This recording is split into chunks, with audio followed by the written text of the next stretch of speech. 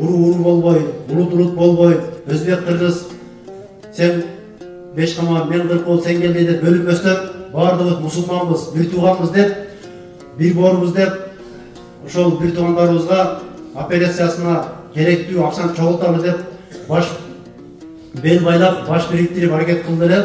Аллах таала ошол акелерибиз баштаган ишти оңунан чыгарып, ойлогондон да көбүрөөк сумма чогулду.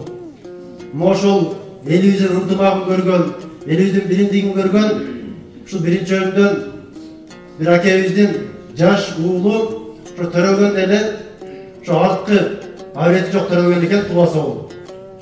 Ошол инибизге, Максат деген инибизге дагы ошо энеси Кызылжар эл ушундай ынтымактуу берешеге эл экен, ушундай элим бар кезде мен баламды ушул абалда таштап койгонго көзүм кыйбайт, эл журттан жардам сурабайм, эл журтка кайрылайын деп, ошол эжебиз дагы бир туугандар менен чогуу жалпы Кызылжар элине, кыргыз элине, өзбек кыргыз болбой, улутка урууга бөлүнбөй, мусулман катарында ушул Максат инибизге жардам берели.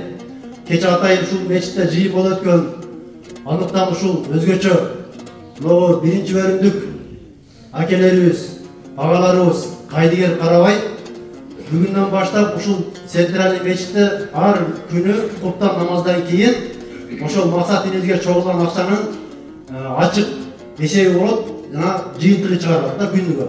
Ошол Кайдыгер Карабай келиңиздер. Себеп буга чейин иштеген жигиттер %95% эле экинчи бөлүм балдар болчу. Ал жигиттер дээрлик 10 күн ашык иштеди, ишин жыйыштырып коюпчу.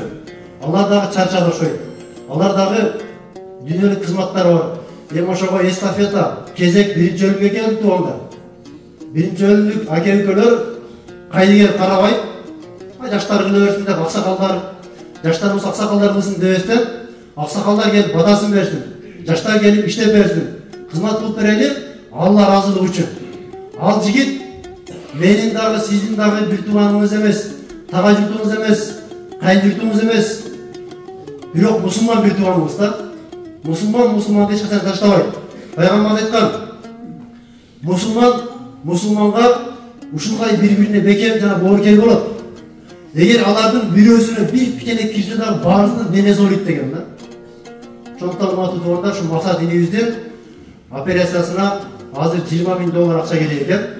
Кече 2-3 күн ичинде $5.000 чогулуп калды, Кудайга шүгүр.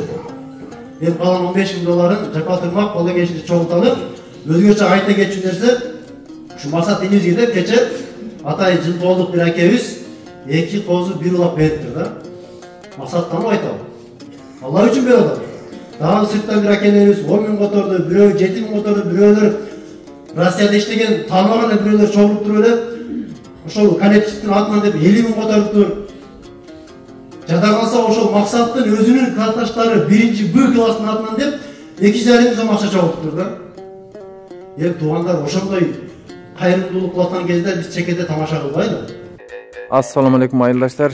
Негизги эсепке келейли эми.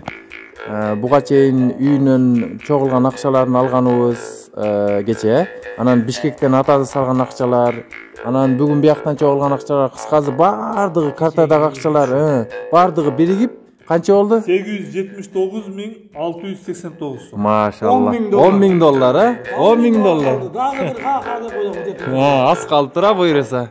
Алла разы болсун.